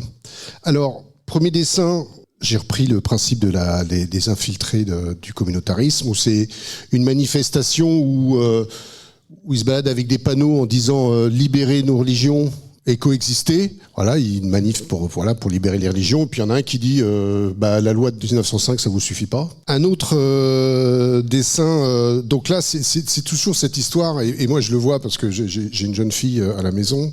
C'est cette histoire de ça, vous posiez la question tout à l'heure de qu'est-ce qui fait que ça a changé. Pour moi, foncièrement, ce qui a changé, c'est l'arrivée des réseaux sociaux. Ça n'existait pas avant et ça a tout changé. Et comme les réseaux sociaux sont fondés sur le principe des communautés, ça augmente le communautarisme. Et donc, tous les jeunes qui ont grandi avec des téléphones mobiles, intrinsèquement, sont liés à cette notion de communauté, de façon intrinsèque. Et donc, ils défendent des communautés avec un cœur gros comme ça. Et ils se rendent pas compte qu'ils divisent, justement, cette vision de l'universalisme. Et donc, ce dessin parle d'un communautarisme versus universalisme, où on a un questionnaire en disant « choisis ton modèle ». Et dans une première colonne, il y a écrit « communautarisme ». Alors, le noir, c'est plus 2 points, parce que c'est une victime, c'est normal. Le musulman, plus 2 points aussi, il a été terriblement, voilà. Le chrétien aussi, parce qu'il a été pas mal crucifié. Par contre, le mâle blanc, c'est moins 10 points, hein, parce que il a fait plein de choses. Et puis le nain, c'est plus 5 points, parce qu'il n'est pas très grand, le pauvre. Hein. Et puis l'athée, c'est moins 5 points, parce qu'il ne croit pas en Dieu, etc., etc., etc. Bref. Et puis après, à la fin, il faut mettre son score. Et puis une autre colonne, quand on choisit son modèle, qui est l'universalisme, noir égale blanc, égale bleu, égale croyant, égale nain, etc. Nous sommes tous égaux. Et puis donc, il remplit le formulaire, et puis dit, moi je crois que je choisis la République. Après, un autre dessin. Alors moi, j'aime beaucoup Macron. Il est extraordinaire, ce monsieur, parce que il fait tout et n'importe quoi. C'est en même temps. Hein, donc il fait tout et n'importe quoi et en même temps, hein, bien sûr. Et alors en même temps, donc effectivement, il va défendre la laïcité, mais il va demander aux religions de défendre la laïcité. Ça me fait penser aux marchands de tabac. Vous savez, dans les pays où il n'y a pas d'argent, on demande aux marchands de tabac de défendre le fait d'arrêter de fumer. Voilà, on n'est plus un paradoxe près. Et donc là, il y a un dessin où effectivement Emmanuel Macron demande aux religions de faire la promotion de la laïcité. Et puis donc il dit, on fait la même chose avec les marchands de tabac. Fumez-tu ? Mais il répond, fumez quand même. Parce que évidemment, c'est business quand même. Voilà. Et puis un dernier petit dessin. Alors là, c'est en tant que dessineux que ça me travaille. Hein. Donc là, je reprends la laïcité face aux faux laïcs, hein, où il y a un monsieur avec un coupe-tête dans le dos, un cimetière dans le dos, qui dit, bien sûr, tu peux critiquer Dieu en France. Alors le gamin, il dit, je peux dessiner, et puis il lui répond, vas-y, essaye. Merci. En tous les cas, c'est passionnant. Et une réaction peut-être, Aline, sur l'ensemble de ces dessins ? Merci pour ces illustrations. Alors je dois dire, je suis particulièrement sensible au dernier. Très bien vu. Mais le questionnaire « Choisis ton modèle », c'est très bien aussi. Parce que tu as inclus dans ce questionnaire, c'est un catalogue des identités qu'il faut noter. Et oui, en fait, notre société est totalement empêchée par les interdits moraux. Nous sommes entrés dans une période extrêmement réactionnaire. Il y a le bien et le mal, le noir, le blanc. L'entre-deux n'existe plus vraiment. Et les gens, ce qui est logique, préfèrent être du côté du bien. Rares sont ceux qui se plaisent à être du côté du mal. Or, nous, laïcs, on nous positionne du côté du mal. On n'est sans doute pas assez intersectionnel, sans doute pas assez woke, sans doute pas assez attentif au ressenti, au vécu, le vécu des discriminations par les individus discriminés, par les individus racisés, etc. Nous ne sommes pas assez bienveillants. Mais nous sommes universalistes, respectueux des individus, dans des individus en tant que ce sont chacun des êtres universels qui sont... on est plus... comment dire, on se ressemble plus qu'on est différent, en fait. On se rapproche par nos ressemblances. Et quand on est universaliste, les différences importent moins que les ressemblances. Ce qui nous rassemble est plus fort que ce qui nous divise. D'autres questions ? Encore une fois, c'est pas vraiment une question, en tout cas pas une vraiment pour vous, mais comme je fais partie du réseau d'échanges réciproques de savoir, je suis curieux, dans la réciprocité, d'interroger un petit peu l'auditoire qui est là. Si quelqu'un veut bien me donner son impression, son sentiment ou sa raison, ça me plairait bien. Mais je ne serais pas fâché si personne le disait. Simplement, j'aime bien faire marcher la réciprocité. Voilà le sens de ma question. Merci déjà pour cette belle émission de radio. Moi, je suis directeur d'une MJC, juste à côté, à Corbeil-Essonnes. J'ai été formé aux valeurs de la République, laïcité. Je suis fonctionnaire territorial, j'ai fait 30 ans dans la fonction publique. Donc aujourd'hui, on a des formations d'intégration obligatoires, etc. Pour autant, c'est pas une démarche obligatoire. On n'est pas formé de droit à la laïcité. Je trouve que c'est encore un problème. Ça reste une démarche individuelle de la personne qui fait le nécessaire pour être formé. Moi, j'ai eu cette chance en tant que directeur de MJC de reprendre des études et j'ai eu dans ma formation d'éducateur populaire la formation valeurs de la République laïcité qui m'a permis de comprendre plein de choses. Globalement, je suis plutôt en phase avec tout ce que vous avez dit. J'ai des nuances par rapport à la manière dont vous avez décrit les jeunes. Je vous ai trouvé un petit peu rapide et vous les avez un peu tous mis dans le même sac. Moi, au contraire, je trouve que les jeunes aujourd'hui... ils ont cette force que je n'avais pas. Moi, j'ai 50 ans aujourd'hui, même 51 ans. Ils ont un regard sur le monde que je n'avais pas à leur âge. Alors après, de qui parlons-nous quand on parle des jeunes ? Ça commence à quel âge ? Ça se termine à quel âge ? C'est une question qu'on se pose, moi, avec mon collègue dans les MJC. C'est super large. Donc il y a des jeunes, malheureusement, qui sont parfois un peu... pas forcément ouverts sur le monde, mais j'ai envie de vous dire qu'il y a beaucoup de jeunes qui sont ouverts sur le monde et qui s'interrogent. Et je trouve au contraire que les jeunes d'aujourd'hui sont en train de reprendre ce corps qu'on avait imaginé à la Révolution, donc un corps politique. Il y a un corps politique de jeunes qui est en train de naître, de mon point de vue. Je suis plutôt en phase avec vous. J'ai trouvé votre présentation et la comparaison de la singularité de la République française face à toutes ces démocraties communautaires. Moi, j'avais une question à vous poser. Est-ce qu'il y a d'autres modèles politico-juridiques comparables à la France dans le monde, autres que les démocraties communautaires ? Est-ce qu'il y a un ou deux pays qui nous ressemblent sur ce qu'on a imaginé autour du corps politique ? Alors, vous l'avez appelé corps citoyen, mais c'est le corps politique des citoyens. Est-ce que le gros problème, c'est pas... moi, j'ai envie de... Je sais pas comment l'expliciter, mais est-ce qu'on n'a pas eu peur de la politique à un moment donné, dans les années 60, 70, 80, je sais pas à quel moment, où on s'est désengagé d'imaginer un corps politique puissant ? Est-ce que c'est pas ça le problème ? Est-ce que le combat, c'est pas de redonner la force à un corps politique qui se mêle de tout et avec tout le monde, quoi ? Voilà, je sais pas si je suis clair dans mes propos, mais... voilà. Et après, j'ai une dernière chose. J'ai aussi une fille qui est enseignante depuis peu, donc c'est sa première année. Elle est enseignante en premier degré. Elle a fait le parcours classique, licence sciences de l'éducation. Elle est rentrée à l'INSP, master 1, master 2. Et je crois qu'elle a eu 2 demi-journées autour de la laïcité. J'ai trouvé ça déplorable. Alors je lui ai proposé de faire autre chose et je crois même qu'elle va être formée avec Jérémy prochainement. Mais voilà, donc c'est peut-être un peu confus là tout ce que j'ai dit, mais merci en tout cas. Et juste une dernière question, pardonnez-moi. Votre travail, est-ce que c'est un essai ? Est-ce que c'est un travail qu'on pourrait comparer à un travail proche du journalisme ou un véritable travail scientifique ? Alors je suis d'accord avec vous sur l'observation que vous avez faite au sujet des jeunes. J'ai été un petit peu schématique, mais le temps est compté, donc c'est compliqué. Ils sont incontestablement beaucoup plus ouverts sur le monde que nous l'avons été nous-mêmes quand nous étions jeunes. Ils sont plus ouverts, mais je dirais d'une certaine manière moins armés pour affronter le monde. moins armés parce que moins structurés, déjà moins structurés par la connaissance et le savoir.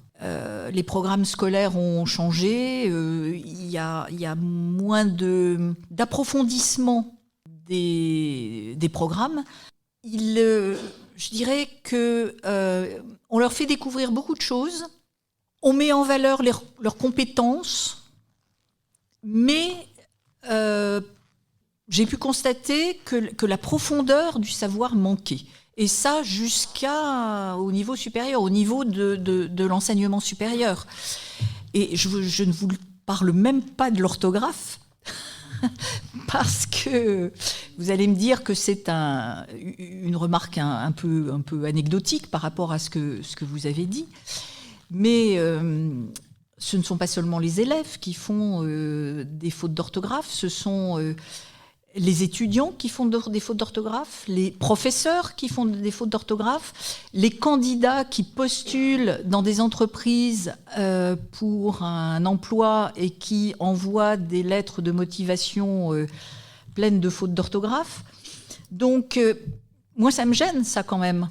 Ça veut dire qu'il manque quelque chose dans la structuration de l'esprit.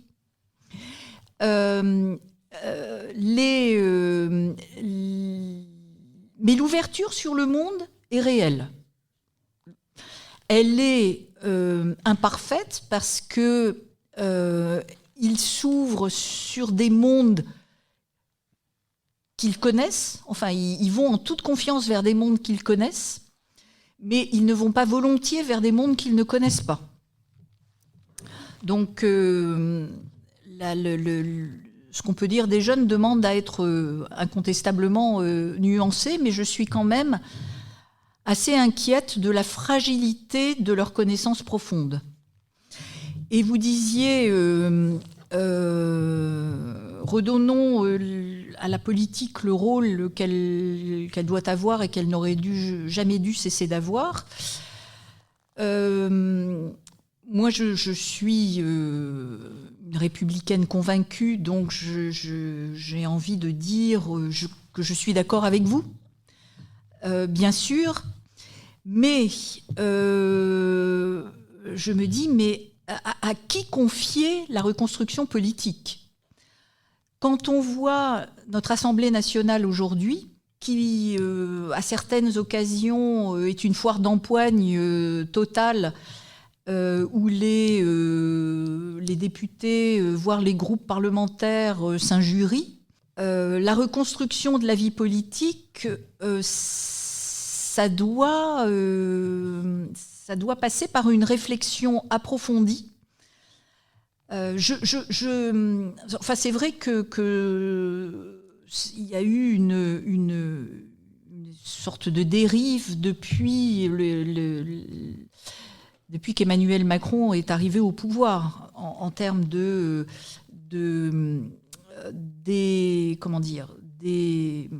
déstabilisation de la vie politique et avec ce recours massif à la société civile qui est rentrée à l'Assemblée nationale sans aucune culture politique, sans aucun désir de passer beaucoup de temps en politique, c'est-à-dire d'apprendre la politique.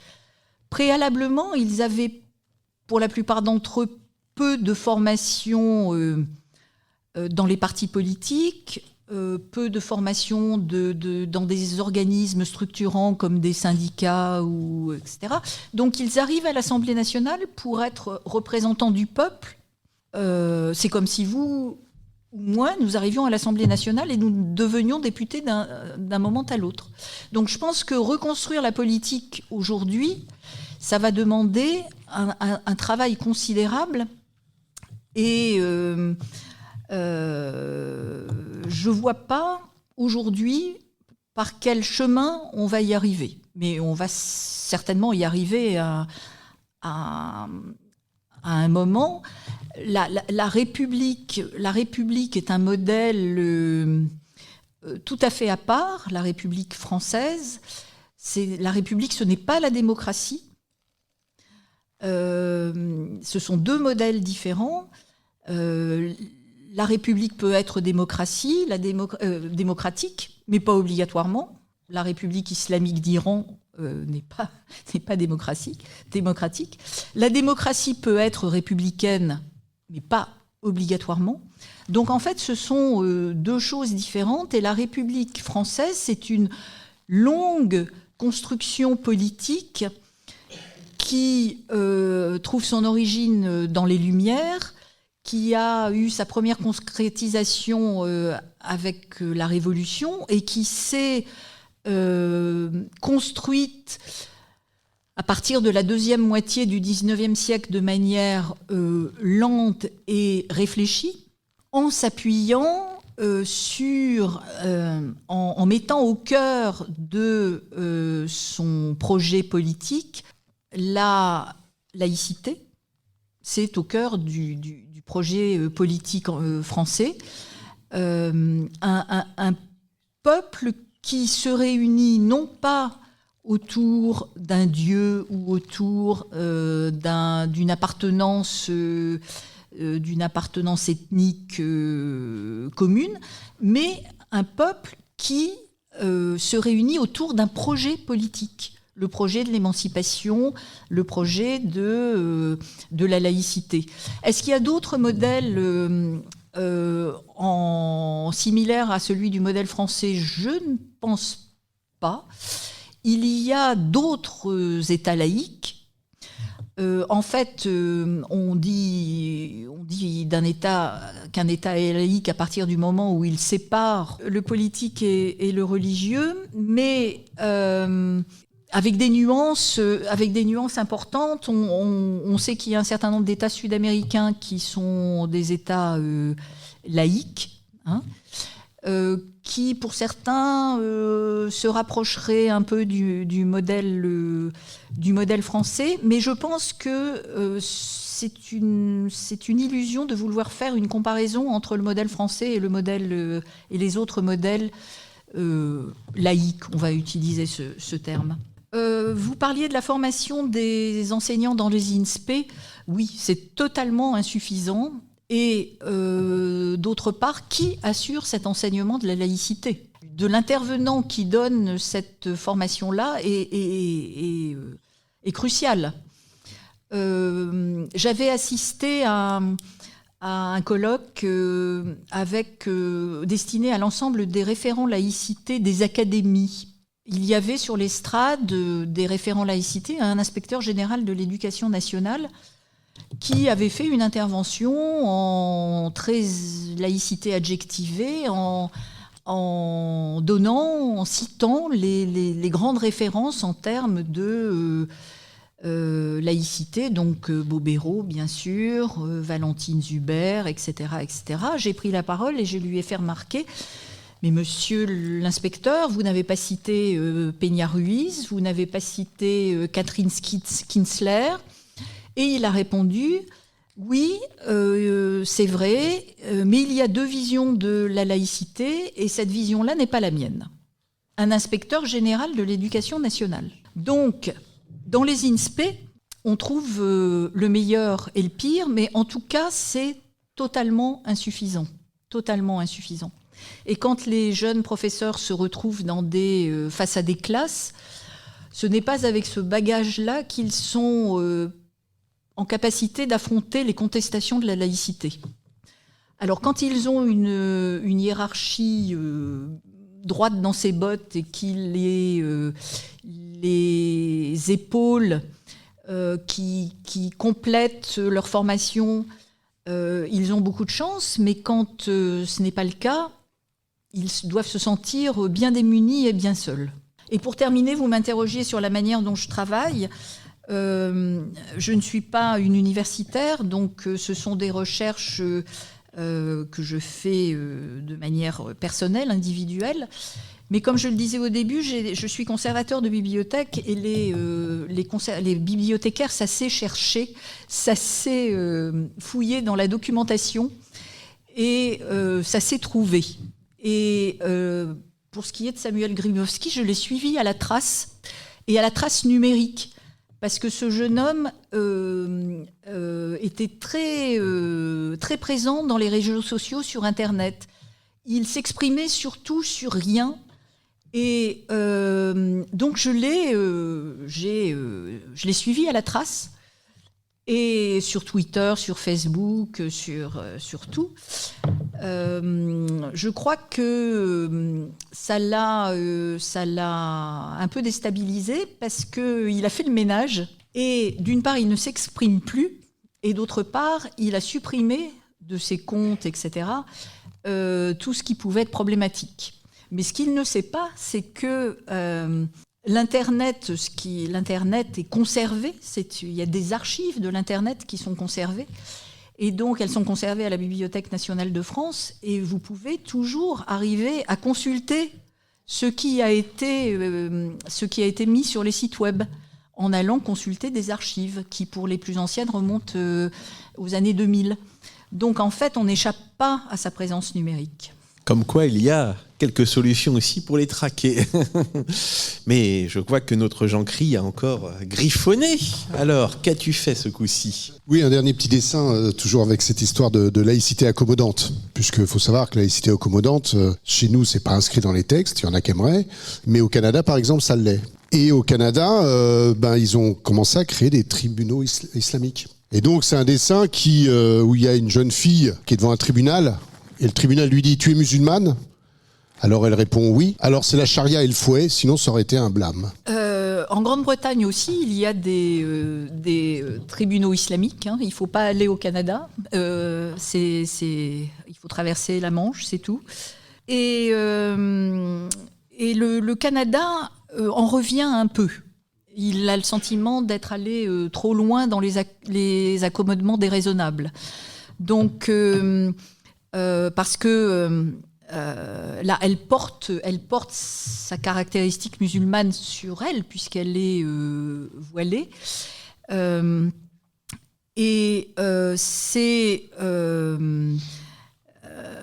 C'est d'ailleurs ce qui rend la demande d'un certain nombre de jeunes d'autoriser le port du voile à l'école totalement délirante. C'est-à-dire que ces jeunes filles, autorisées à porter le voile à l'école, ne vont plus être que des musulmanes. Alors que ce seraient des jeunes filles comme les autres, qu'on aurait du mal à qualifier, qu'on aurait du mal à identifier. Là, elles portent leur religion sur elles. Et je trouve que c'est absolument dramatique pour leur avenir. Alors, le temps passe. Et pour finir, je voudrais déjà remercier Aline Girard pour cette intervention passionnante. Et puis surtout, rappeler ces 2 livres qu'elle a amenés ici. Donc, le débat va pouvoir continuer autour de ces 2 livres. Le premier, c'est Enseigner le fait religieux à l'école, une erreur politique. Sans point d'interrogation. Sans point d'interrogation, et c'est aux éditions Minerve. Et le deuxième, c'est Vers une société communautariste et confessionnelle, le cas de Samuel Grybowski à Pont-Neuf. Donc 2 livres qui sont ici, on va pouvoir continuer autour de ces 2 livres qui sont à dédicacer. Merci. Merci à vous. Merci. Eh bien, merci Aline, merci à tout le monde. On se retrouvera le mois prochain, comme tous les premiers jeudis de chaque mois, donc ça sera le jeudi 6 mars de 17h à 19h, ici même. On va parler laïcité et complotisme. Et là, on aura Rudi Reichstadt qui va venir. Alors, Rudi Reichstadt, si vous ne le connaissez pas, c'est le directeur de Conspiracy Watch, un site internet qui fait du débunkage, si on peut le dire comme ça. Et il fait notamment une émission sur France Info, également en podcast, qui s'appelle Complorama, que vous pouvez aussi réécouter. Il va nous parler justement du complotisme. Ça sera le mois prochain. En attendant, je vous dis bonne soirée à tous et à bientôt. Cette émission est maintenant terminée. Retrouvez l'ensemble de nos podcasts Parlons laïcité sur notre site www.rers-evry.fr. Et pour rester informé de notre actualité et communiquer avec nous, rendez-vous sur notre page Facebook.